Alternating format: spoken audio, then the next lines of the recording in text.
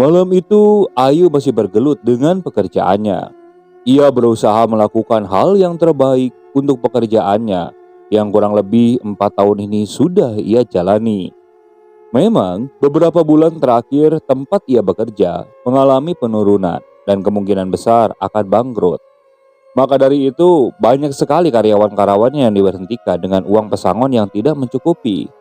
Ayu tidak ingin terjadi hal buruk itu pada dirinya, karena mengingat susahnya mencari pekerjaan zaman sekarang. Temannya yang lulus kuliah pun masih menganggur sampai sekarang. Lalu bagaimana nasibnya Ayu yang hanya lulusan SMP? Suatu keberuntungan yang harus ia pertahankan bisa masuk ke perusahaan tempatnya bekerja sekarang itu. Dan disitulah Ayu berusaha keras untuk mempertahankan pekerjaannya. Sesekali Ayu menghela napas panjang. Rasa kantuk yang menyerangnya coba ia hiraukan dan tetap fokus pada pekerjaannya. Dari kejauhan terdengar samar suara langkah menuju ke arah ruangannya. Ayu menunggu. Siapa kira-kira yang datang di tengah malam seperti itu? Di sana terlihat ada seorang wanita cantik berusia sekitar 40 tahunan berdiri di depan pintu tersenyum ke arah Ayu yang pada saat itu tengah melihat ke arah wanita cantik itu. "Belum pulang yuk?" tanya si wanita cantik sambil berjalan mendekat ke arah Ayu. Langkah kaki di atas lantai menciptakan suara yang cukup bagus di telinga Ayu. "Belum bu, masih ada pekerjaan yang harus saya selesaikan." "Saya beruntung memiliki karyawan seperti kamu yuk," kata wanita cantik sambil menghela napas berat.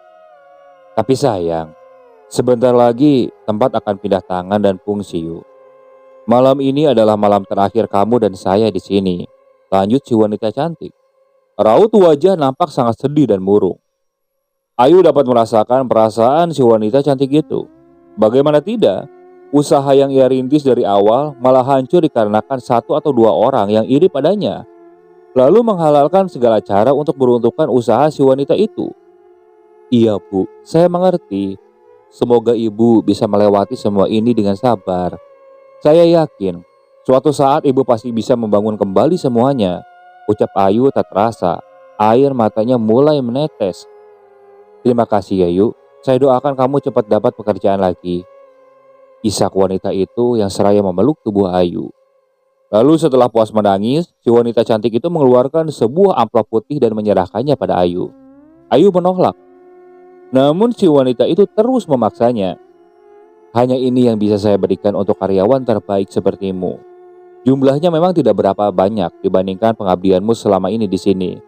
Terima kasih banyak yuk," ujar wanita itu. Ayu menyeka air matanya dan menerima amplop putih tersebut. Sebelum pergi, Ayu kembali memeluk bosnya. Bosnya sangat baik dan ramah pada karyawannya.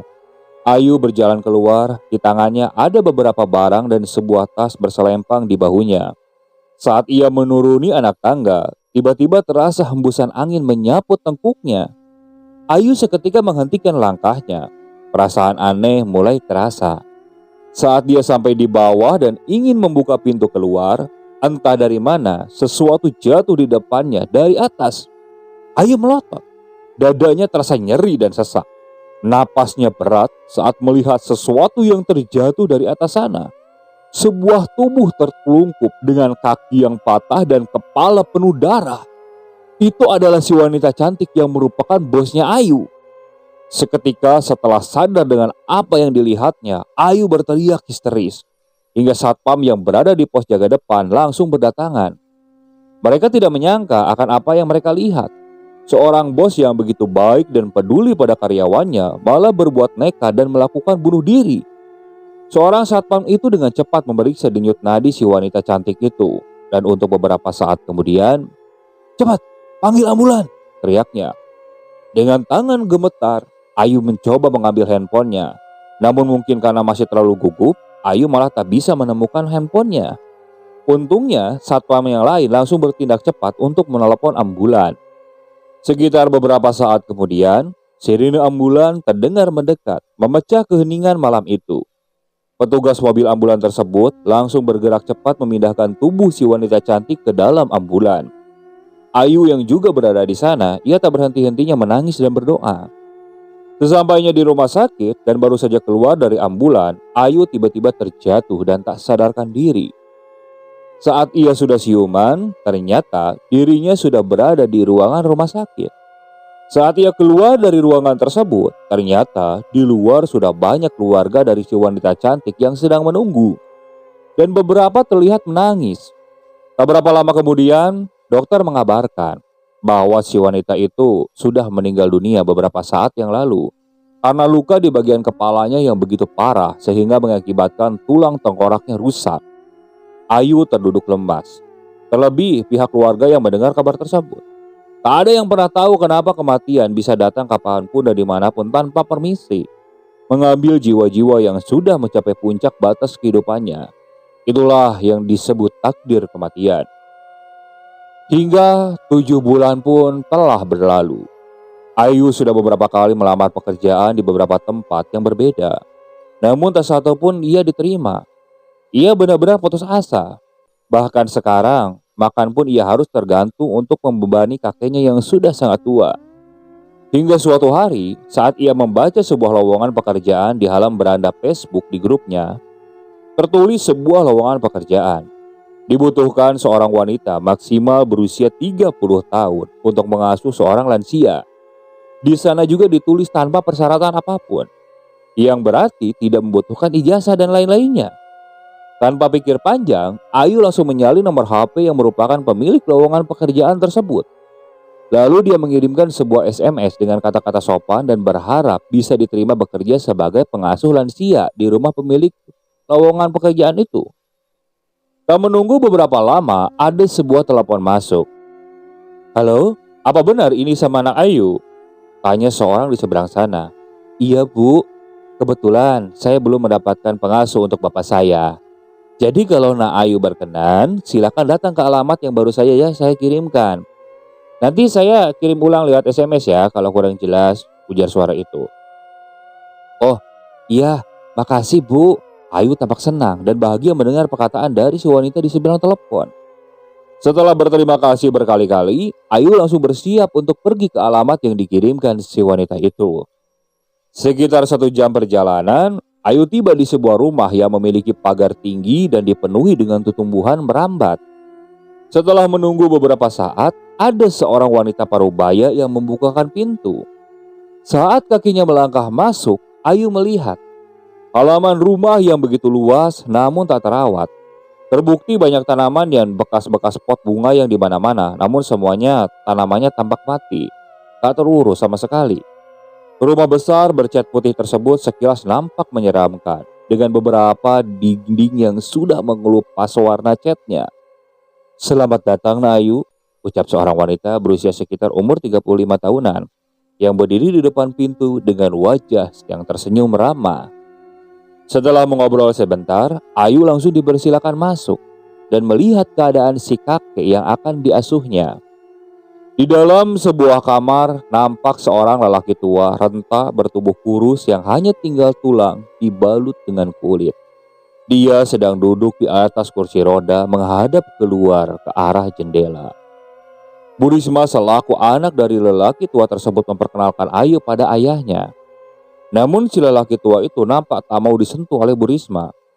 "Keadaannya memang begini. Terkadang beliau juga suka lupa sama anggota keluarganya," ujar Bu Risma. Ayu menghela napas panjang. Ia tersenyum. Lalu mendekati si kakek. Ayu mengelus-elus tangan si kakek.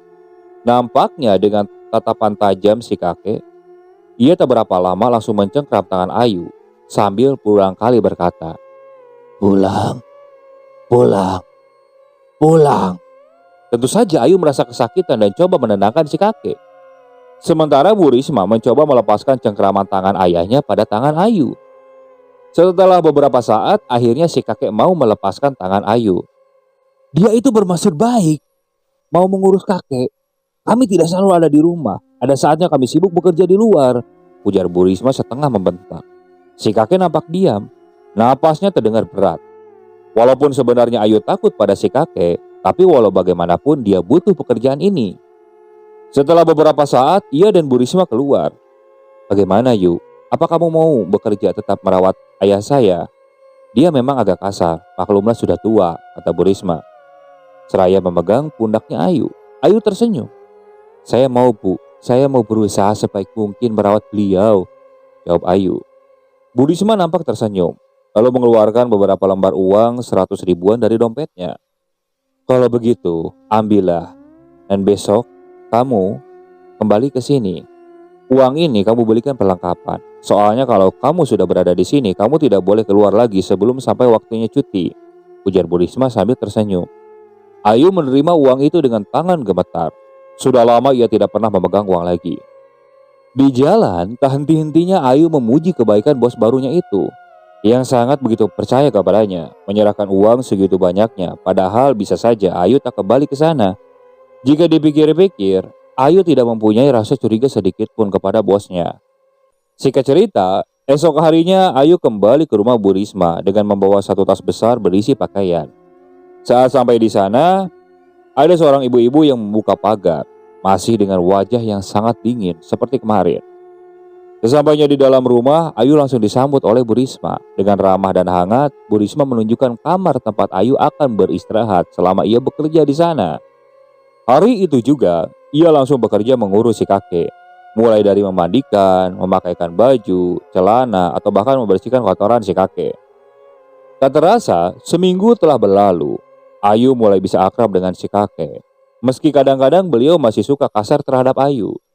Ayu juga sudah berkenalan dengan suami Bu Risma dan anak-anak Bu Risma. Mereka semua sangat baik kepada Ayu. "Yuk, titip bapak dan anak-anak saya ya. Saya mau keluar kota dulu selama beberapa hari," ujar Bu Risma malam itu. Wajah Bu Risma nampak terlihat agak kusut malam itu. Mungkin ada masalah dengan usahanya, pikir Ayu seraya mengangguk. Bu Risma berangkat ditemani oleh ibu-ibu yang bekerja di sana juga. Setelah mobil tersebut keluar, pintu gerbang segera ditutup olehnya. Dan tak lama setelahnya, nampak seorang anak lelaki berjalan ke arah pintu. Itu adalah Empan, anak sulung di keluarga Bu Risma. Ia nampak tersenyum menatap Ayu, lalu berjalan kembali ke kamarnya. Tepat tengah malam, pintu kamar Ayu diketuk pelan oleh seseorang. Ayu yang tidak tahu siapa yang mengetuk pintunya di tengah malam seperti itu, nampak ragu untuk membukanya. Namun setelah mendengar suara suaminya Bu Risma yang sedang menanyakan sesuatu, Ayu segera bergegas keluar. "Ada apa, Pak?" tanya Ayu. "Nyonyamu kemana, ha?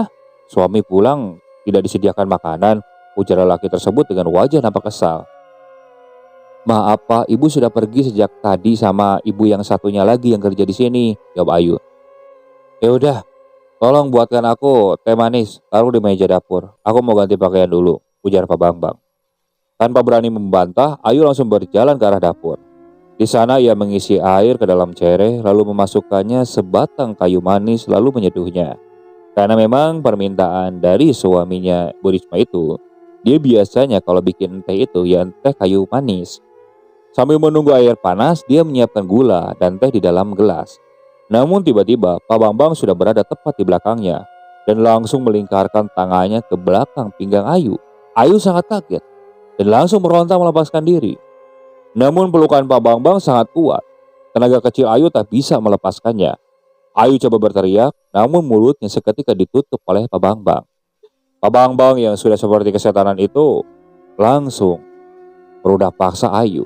Ayu yang tidak punya kekuatan pun hanya bisa menangis dengan mulut yang masih ditutup. Setelah melakukan hal yang tidak seharusnya, Pak Bambang langsung pergi, membiarkan Ayu menangis dengan tubuh yang setengah telanjang. Keesokan harinya, saat Ayu sedang menyuapi si kakek, ia dipanggil oleh Pak Bambang. Jantung Ayu seketika berdebar cukup kencang. Ia masih takut akan kejadian tadi malam. Si kakek yang sudah mulai menyayangi Ayu langsung menahan tangan Ayu saat ia akan keluar. "Ayu!" teriak Pak Bambang. Dengan tergesa-gesa, Ayu langsung berjalan keluar. "Hei, kamu jangan beritahu apapun yang terjadi malam tadi kepada Risma. Jika sampai kamu beritahu semua itu, saya tidak akan segan-segan memecatmu dari pekerjaan ini. Mengerti?" bisik Pak Bambang. Seraya menyelipkan beberapa lembar uang ratusan ribu di dalam baju Ayu. Ayu sangat benar-benar terhina oleh kelakuan Pak Bambang. Dengan mata yang sudah berair, Ayu lalu melemparkan uang itu kepada lelaki tersebut. "Saya bukan pelacur, Pak. Saya akan tetap melaporkan apa yang telah Bapak lakukan terhadap saya kepada Bu Risma. Dan satu lagi, saya memang orang miskin, tapi saya tidak takut dipecat, Pak," ujar Ayu emosi. "Jangan main-main dengan saya, yuk. Jika saya hancur, Keluargamu akan hancur, bentak Pak Bambang seraya berjalan meninggalkan Ayu. Ayu menangis. Setelah ia merasa tenang, Ayu langsung mengumpulkan uang yang tadi ia lempar. Ayu sengaja mengumpulkan uang itu untuk bukti pengaduannya pada Bu Risma. Uang itu cukup banyak, ada Rp2.500.000. Namun entah mengapa, Ayu merasa benci melihat uang itu. Lalu setelahnya ia kembali ke kamar si kakek. "Gak mau tak apa-apa, Cuk?" tanya si kakek. Ayu menggeleng dan berusaha tersenyum.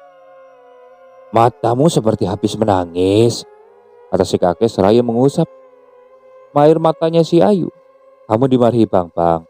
Ayu menggeleng. "Saya rindu kakek saya," jawab Ayu. "Kakekmu beruntung, punya cucu yang perhatian sepertimu. Sayangnya aku tidak seberuntung kakekmu," ucap si kakek. Pada malam harinya, Ayu bermimpi berada di sebuah lahan pemakaman. Dan dia seperti tidak asing dengan sesuatu yang berada di sekitar jalan pemakaman tersebut. Pada saat ia terbangun dari tidurnya, Ayu kembali mengalami pelecehan dari Pak Bambang yang masuk ke dalam kamarnya secara tiba-tiba.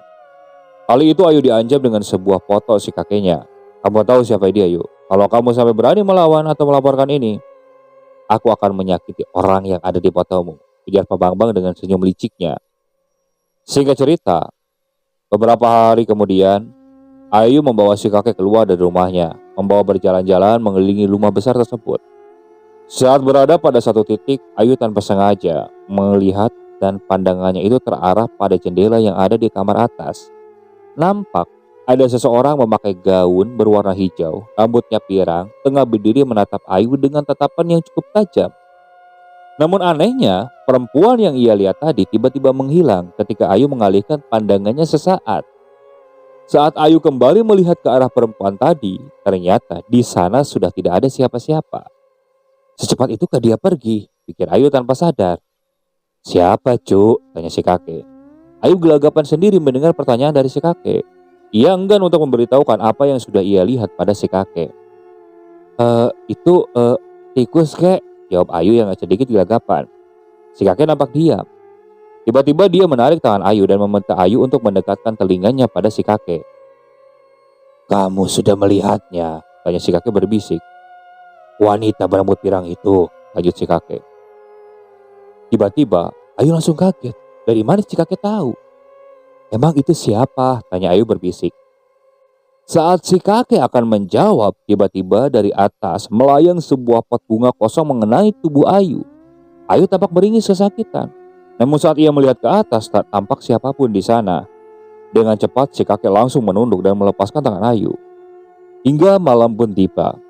Hujan dan petir di malam itu membuat Ayu enggan keluar kamar. Dia mengunci rapat-rapat pintunya dan menambah beberapa kunci tambahan di depan pintu agar Pak Bambang tidak bisa masuk. Dan takut kalau Pak Bambang masuk, bisa-bisa dia dilecehkan lagi.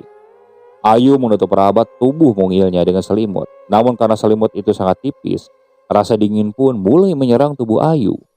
Lalu ia bangun dan mengambil jaketnya serta sarung untuk menambah tebal selimutnya. Setelah merasa hangat, Ayu mulai memejamkan matanya. Akan tetapi, hanya beberapa saat saja ia menutup matanya, ia mendengar suara teriakan seorang wanita dari arah luar rumah.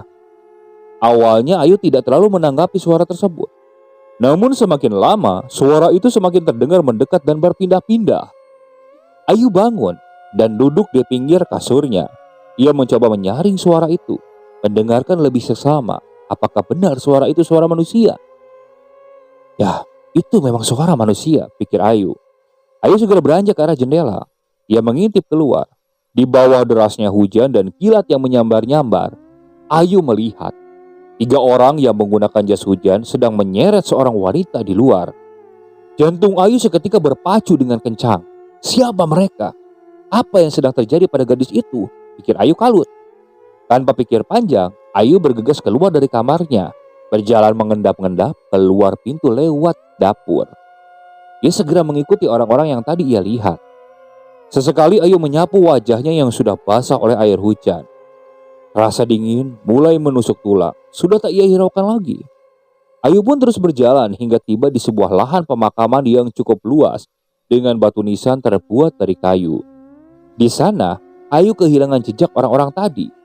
Ia nampak kebingungan di tengah-tengah derasnya hujan.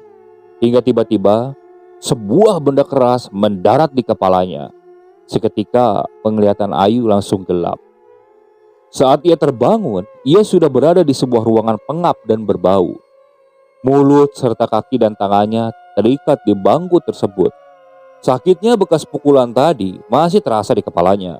Penglihatan Ayu pun masih nampak kabur. Di sana dia melihat dengan samar-samar banyak orang mengelilinginya. Namun entah siapa, ia tak begitu jelas melihat wajahnya. Hingga salah satu berbicara dengan nada membentak kepadanya. Barulah Ayu sadar bahwa mereka itu adalah Bu Risma, Pak Bambang, dan juga wanita parubaya yang menjadi ART mereka. Sudah diberi pekerjaan, malah lebih tertarik dengan apa yang kami kerjakan. Dasar pelacur. Gara-gara kamu sudah tidak perawan lagi, aku terpaksa menumbalkan adikku, ujar Bu Risma yang seketika membuat jantung Ayu seakan berhenti. Tiba-tiba sebuah tamparan dan tendangan juga mendarat di tubuh Ayu. Bahkan pukulan pun terus mendarat di tubuhnya Ayu. Siksaan tak sampai di situ saja. Berkali-kali Ayu dipukuli menggunakan kayu di bagian kaki sampai berdarah. Dia yang memperkosaku.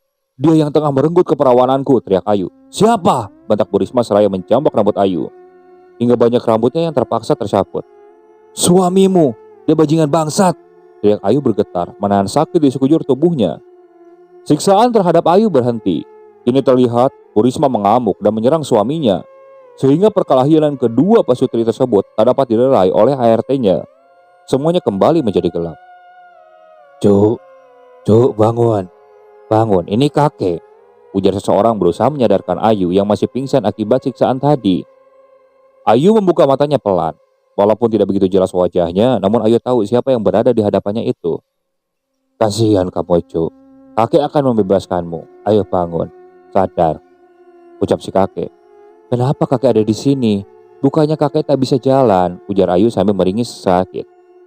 Nanti kakek ceritakan, tapi tidak sekarang. Sekarang aku harus membawamu keluar dari lingkaran setan ini, ujar si kakek memapa Ayu. Ayu tak menyangka kalau si kakek itu ternyata sangat sehat. Berarti selama ini mereka hanya berakting. Atau apa? Haruskah aku percaya pada kakek ini? Batin Ayu dan terus mengeluarkan pertanyaan yang ia sendiri tak tahu jawabannya. Gawat, mereka rupanya sudah berbaikan, gumam si kakek saat melihat dua orang yang berjalan dari kejauhan. Si kakek itu segera membantu Ayu untuk bersembunyi dan berjalan mengelilingi pemakaman menuju jalan keluar. Ayu yang masih lemah dan kesakitan akibat siksaan dan pukulan tadi, ia melihat banyak sekali orang-orang yang berjejer di sana. Siapa mereka, kek? Tanya Ayu. Tidak ada siapa-siapa. Di sini hanya ada kita berdua, jawab si kakek dengan suara terdengar kelelahan. Cahaya mulai terlihat dan langkah si kakek yang membawa Ayu pun langsung dipercepat. Akhirnya setelah melewati perjalanan yang cukup menegangkan, mereka berdua berhasil keluar dari pemakaman. Si kakek langsung membawa Ayu berjalan ke arah rumah. Dan singkatnya, di depan rumah, pintu pagar sudah terbuka dan Epan nampak sudah duduk di belakang setir di sebuah mobil kijang tua milik si kakek. Kakek membantu Ayu masuk dan juga dia ikut masuk. Lalu mobil pun meluncur ke jalan dengan cepat. Sekilas Ayu kembali melihat sesosok perempuan berambut pirang itu. Singkatnya, mereka sampai di sebuah penginapan yang hampir roboh. Dan si kakek termasuk Epan juga membantu Ayu keluar dan membawanya masuk ke dalam penginapan tersebut. Sesampainya di dalam kamar, si kakek meminta Epan untuk membelikan Ayu obat-obatan di luar. Lalu setelah Epan pergi, kakeknya mulai menceritakan semuanya pada Ayu. Wanita yang kau lihat itu adalah sosok hantu pesugihan.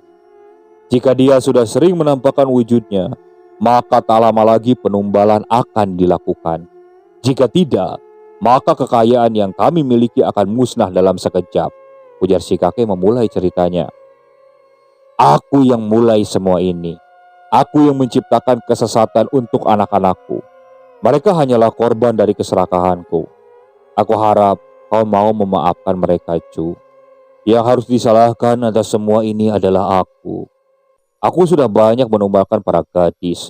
Dan orang yang kau ketahui sebagai pembantu itu adalah dukun yang dari dulu membimbingku. Karena aku sudah tak mau lagi melakukan semua ini, maka dia menghasut agar anak-anakku yang meneruskannya. Bertahun-tahun aku diancam dan disuruh berpura-pura lumpuh untuk menarik para gadis yang mencari pekerjaan. Maafkan aku, Cu. Aku diancam. Mereka mengancam akan membunuh anak bungsuku, yaitu adiknya Risma, dan menumbalkannya pada makhluk sialan itu. Aku tak kuasa menolaknya, karena aku tahu ancaman itu memang akan benar-benar terjadi jika aku salah dalam berbuat. Tapi malam ini ia dibunuh dan dijadikan tumbal oleh kakaknya sendiri, ujar kakek terisak. Betapa kaget dan terpukulnya Ayu mendengar pengakuan dari si kakek. Ia benar-benar tak menyangka bahwa ia akan ditumbalkan. Tapi Ayu tak menyalahkan si kakek walaupun ia sempat benci. Karena Ayu juga memiliki rahasia terbesar dan tergelap dalam hidupnya yang harus ia bawa sampai mati. Beberapa saat kemudian, Evan datang membawa sekantung obat-obatan. Ia lalu membelikan Ayu minuman agar Ayu bisa lebih sedikit tenang.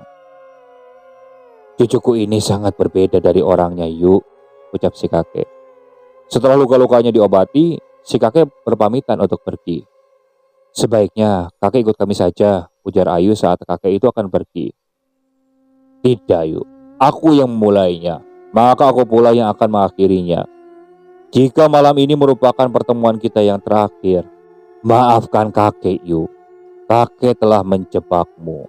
Kakek sangat menyayangi kalian berdua, kata si kakek. Dada Ayu seketika sesak. Ia tak mampu lagi membendung air matanya. Untuk pertama dan mungkin terakhir kalinya, mereka bertiga berpelukan erat. Setelah si kakek pergi, Ayu dan Evan melihat si kakek keluar penginapan menuju mobilnya bersama seorang kakek-kakek lainnya. Itu siapa, Pan? Tanya Ayu. Itu kakek Amin, sahabat kakek. Beliau adalah pemilik penginapan ini, jawab Evan dengan wajah yang nampak kalut. Baru setengah jam mereka berdua tinggal, tiba-tiba Ayu merasa sangat khawatir pada si kakek. Ayu membangunkan Evan yang sedang tidur di sebelahnya. Pan, bangun. Aku khawatir dengan kakek. Apa tidak sebaiknya kita menyusul kakek? Ujar Ayu yang sebagian mata dan wajahnya sudah mulai membengkak. Aku tidak mau kedatangan kita ke sana malah mengganggu fokus kakek. Aku yakin beliau pasti aman bersama kakek Amin, jawab Evan. Ayu menghela napas panjang. Pikirannya saat itu benar-benar kacau. Bagaimana kalau mereka menyakiti keluargaku, Pan? Tanya Ayu mulai kepikiran. Karena memang ia sempat diancam oleh Pak Bambang, ayahnya Evan, jika ia menolak dan mengadu tentang pelecehan itu, maka kakek Ayulah yang akan menerima akibatnya. Napas Ayu seketika naik turun, mengingat betapa ia sangat menyayangi kakeknya itu. Ayu memukul-mukul lantai karena kesal dan bingung dengan apa yang harus ia perbuat. Tenang, aku rasa mereka tidak akan tahu secepat itu tentang keluargamu. Walaupun kemungkinannya ada, tapi ya pasti akan membutuhkan waktu, tidak malam ini. Kita masih punya waktu untuk berbuat sesuatu. Jadi lebih baik sekarang kita tunggu saja kabar dari kakek, ujar Evan. Ayu mulai menangis. Lalu bagaimana kalau ayahmu tahu tentang kakekku? Aku pernah diancam saat itu. Ayahmu Pak Bambang menunjukkan gambar kakekku. Dia tahu di mana kakekku dan keluargaku. Dia ancam apa? Masalah tumbal itu? Tanya Evan. Saat dia memperkosaku, ujar Ayu tanpa sadar. Evan lalu menatap tajam ke arah Ayu. Tampaknya ia mengepalkan tangannya. Biadab. Aku tidak punya keberanian untuk melawannya, Pan, isak Ayu. Tak menyangka, Evan malah memeluk Ayu. Ia ikut menangis. Lalu tak berapa lama, Evan melepaskan pelukannya. Aku akan menyusul kakek, kata Evan. Aku ikut. Tidak, sebaiknya kamu di sini. Di sini lebih aman. Tapi Ayu bersikeras untuk tetap ikut. Akhirnya mau tak mau, Evan mengiyakan. Dan mereka berdua keluar dari kamar menuju ke sebuah ruangan di penginapan tersebut. Setelah membongkar dan mengacak-acak semua barang yang ada di sana, akhirnya Evan menemukan sebuah kunci motor. Lalu dia menarik tangan Ayu dan keluar menuju ke parkiran. Nampak sebuah motor bermerek Astrea terparkir di sana. Evan segera mencocokkan kuncinya pada motor tersebut. Lalu setelah motor berhasil dihidupkan, keduanya pun berangkat. Lampu motor itu menyimbak kegelapan malam dan hujan yang masih nampak turun, meski tak sederas tadi. Di tengah jalan saat Evan memacu laju motornya, tiba-tiba mereka berdua melihat seorang wanita yang sedang berdiri di tengah jalan. Wanita itu adalah yang pernah Ayu lihat sebelumnya. Saat Evan akan menghindari wanita itu, mereka berdua malah terjatuh karena menabrak pembatas jalan. Sialan, buat Evan. Sementara Ayu langsung terbangun dan melihat sekeliling. Mereka berdua terluka karena tergores bebatuan di pinggir jalan. Evan berjalan ke arah wanita yang tadi menghalangi jalan. Namun tak ada siapa-siapa di sana. Hanya mereka berdua dengan Ayu yang ada di sana. Menyadari ada sesuatu yang aneh, Evan langsung berlari ke arah Ayu. Ia hanya terdiam, berusaha menutupi perasaannya. Ia tak ingin membuat Ayu takut. Padahal Evan tahu, Ayu juga beberapa kali melihat si perempuan tadi. Dan si perempuan itulah yang disebut hantu pesugihan oleh si kakek. Setelah beberapa saat dan coba-mencoba, akhirnya motor berhasil hidup. Namun lampunya mengalami kerusakan akibat terjatuh tadi. Lampunya tak menyala. "Ini bagaimana lampunya gak nyala? Aku gak bisa lihat dalam kegelapan," tanya Evan. "Pelan-pelan saja, Pan. Aku yakin kamu bisa." Lalu mereka berdua pun kembali melanjutkan perjalanan di kegelapan tanpa penerangan sama sekali. Beberapa kali mereka berdua hampir celaka karena diganggu oleh penampakan-penampakan dan sosok menyeramkan di jalanan gelap tersebut. Hingga akhirnya mereka pun sampai di depan pintu pagar. Evan memarkirkan motornya di luar pagar, lalu mengendap-endap masuk ke dalam. Di dalam nampak sunyi, dengan kaki yang terpincang-pincang sambil menahan rasa sakit. Ayu berjalan di belakang Evan. Mereka langsung berjalan ke arah rumah. Namun di dalam rumah sepertinya tak ada orang sama sekali. "Aku rasa mereka ada di perkuburan, Pan," ucap Ayu. "Kuburan?" Lalu Ayu berjalan keluar rumah. Dia coba mengingat-ingat jalan yang menuju ke kuburan itu lagi. Dari kejauhan terdengar suara-suara ayam berkokok bersautan, menandakan sebentar lagi akan tiba fajar. Untung saja Ayu berhasil mencari kuburan-kuburan itu. Beberapa kali Evan terjatuh akibat kakinya tak sengaja tersandung oleh nisan. Mereka berdua terus saja berjalan di antara kuburan-kuburan. Hingga akhirnya mereka berhasil menemukan tempat yang sebelumnya digunakan untuk mengikat dan menyiksa Ayu tadi. Nampak dari luar tak ada suara apapun. Akhirnya Evan memberikan diri untuk masuk ke dalam. Aroma-aroma busuk menyengat menusuk hidung. Evan hampir muntah dibuatnya. "Ada apa, Pan? Apa kakek ada di sana?" tanya Ayu. "Kosong," jawab Evan bergegas keluar. "Kemana mereka?" batin Ayu bingung. Beberapa saat mereka duduk menunggu, hingga tiba-tiba terdengar suara bunyi dari arah belakang. Dan tak berapa lama Evan dipukul hingga jatuh. Seketika Ayu gemetar melihat siapa yang memukul Evan, yang tak lain adalah dukun yang dikatakan oleh si kakek. Ayu mundur beberapa langkah. Ia sama sekali tak memiliki senjata untuk melawan. Saat wanita parubaya itu mendekati Ayu, Ayu coba bangun. Dengan sekuat tenaga, Evan memegangi wanita tersebut. Dan Ayulah yang bertugas untuk memukulinya. Hingga akhirnya mereka berdua mengeroyok si dukun. Hingga beberapa saat darah sudah keluar dari bagian kepalanya. Evan pun melepaskannya dan mengajak Ayu untuk segera pergi. Tangan Ayu dan Evan masih gemetar. Itu adalah pertama kalinya untuk dia memukuli orang. Saat akan pergi, Evan kembali tersandung. Kali ini bukanlah batu nisan yang membuatnya terjatuh, melainkan sesosok tubuh yang terbaring di sana. Dalam kegelapan, mereka berdua coba memeriksa apakah orang itu masih hidup atau sudah mati. Hingga akhirnya mereka tak menyadari, sosok perempuan berambut pirang itu sudah berdiri tak jauh dari mereka. Saat Evan menyadari hal itu, rupanya ia sudah terlambat. Dan sosok perempuan itu sudah mulai mendekat ke arah mereka. Evan mencoba menarik tangan Ayu. Namun saat ia kembali jatuh karena tersandung batu nisan, tangan Ayu terlepas, beriringan dengan sosok perempuan tadi yang menghilang. Ayu meraung-raung entah kenapa. Suara Ayu pun berubah. Ia mengelus kepala Evan lalu pergi. Evan coba mengikuti kemana Ayu pergi. Dan ternyata langkahnya mengarah ke salah satu jalan. Dan jalan itu mengharuskan mereka memanjat pagar pembatas untuk sampai ke jalan yang berada di luar pagar. Evan yang awalnya takut untuk memanjat akhirnya memberanikan diri. Meski ia nampak sangat kesulitan. Saat Evan masih fokus pada pijakan kakinya, anehnya Ayu sudah berada di luar pagar. Dan ia terus berjalan meninggalkan Evan. Meski ketinggalan, begitu sampai di bawah, Evan langsung berlari mengikuti Ayu.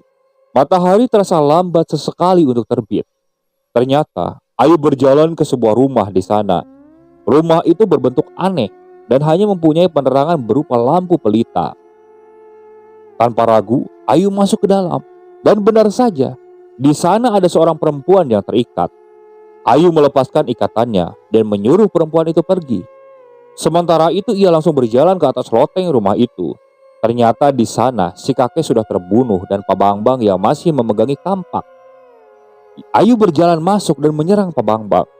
Lelaki itu coba melawan, namun kekuatan tubuh Ayu lebih besar darinya. Mendengar suara ribut-ribut dan beberapa gebrakan kaki di loteng, Evan pun memberanikan naik. Takut terjadi apa-apa pada Ayu. Ternyata ia melihat Ayu tengah berusaha membunuh ayah Evan. Awalnya Epan ingin menolong ayahnya, namun kemudian ia urunkan niatnya. Dan setelah menyelesaikan tugasnya, Ayu berkata, "Namaku Kemuning. Dulu aku sama sepertimu, tapi mereka telah menjadikanku seperti ini." Ucap Ayu sambil tertawa. Evan tak mengerti arah pembicaraan Ayu. Dan tak berapa lama ia melihat tubuh Ayu mengejang. Evan ragu saat akan mendekati Ayu. Ia juga melihat kakeknya sudah meninggal, di sampingnya ada ibunya, yaitu Bu Risma. "Kamu tak apa-apa," ujar Evan.